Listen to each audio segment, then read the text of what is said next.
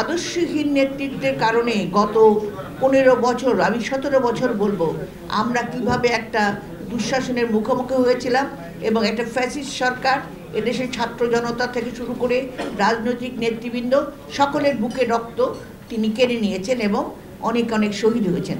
তারপরেও কিন্তু সত্যি কথা বলতে 5ই আগস্টের পরেও আমাদের যে মানসিক যে পরিবর্তন, সেই পরিবর্তন কিন্তু আমাদের সব জায়গায় হয় নাই।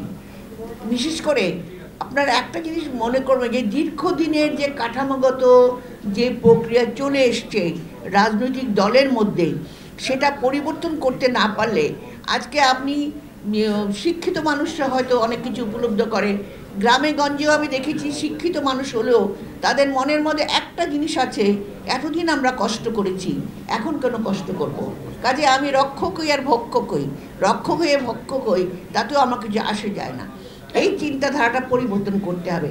যে কারণে আপনারা হয়তো জানেন আমাদের ভারপ্রাপ্ত চেয়ারম্যান যিনি জনাব তারেক রহমান সাহেব একটা 31 দফা দিয়েছেন।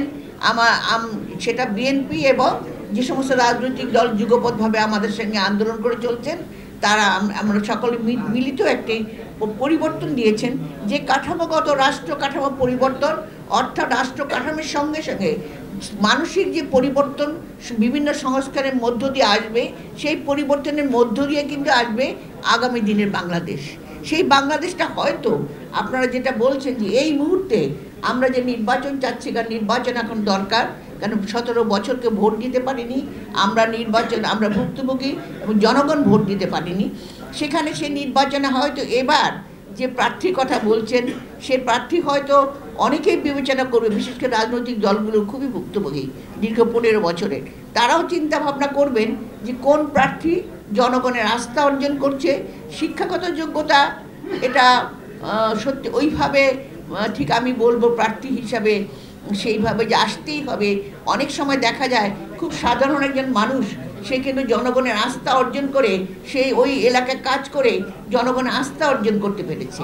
কিন্তু আমাদের যে দলবাজি কতগুলো জিনিস রয়ে গেছে রাজনৈতিক সংস্কারের মধ্যে, এই দলবাজিটা পরিবর্তন করতে হবে। সেই পরিবর্তনের মধ্যে তবে এবার হয়তো চেষ্টা করা হবে। আপনারা যেটা বলছেন এখানে প্রার্থীর কথা অনেকে বলেছেন, কিভাবে কীরকম প্রার্থী হলে আমরা আগামী দিনে পাবো ভালো একজন নেতা।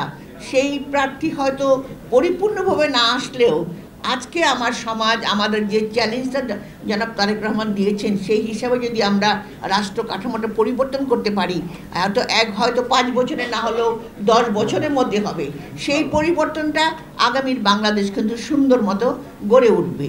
এখানে আমার বোন নীলুফার চৌধুরী মনি একটা কথা কিন্তু তুলেছেন, আমি খুব শর্ট করে ছোট ছোট কথা শেষ করছি, যেটা হলো আমাদের বাংলাদেশের কিন্তু নারী